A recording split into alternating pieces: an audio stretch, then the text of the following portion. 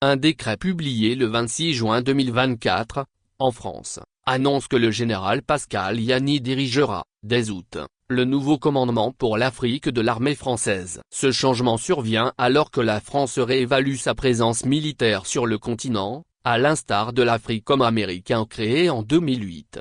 Selon le journal officiel de la France, le général de brigade Pascal Yanny est nommé général commandant le commandement pour l'Afrique à partir du 1er août.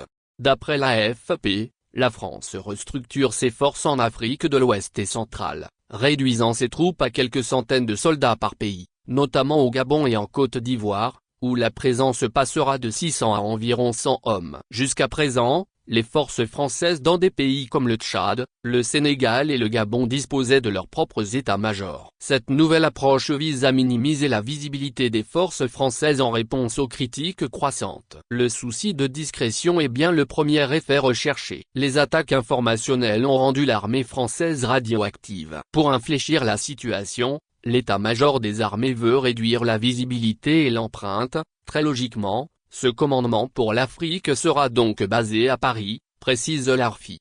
Des sources concordantes indiquent que le commandement pour l'Afrique mettra l'accent sur le soutien aux partenaires africains dans la lutte contre le terrorisme, la formation militaire et le contrôle des trafics.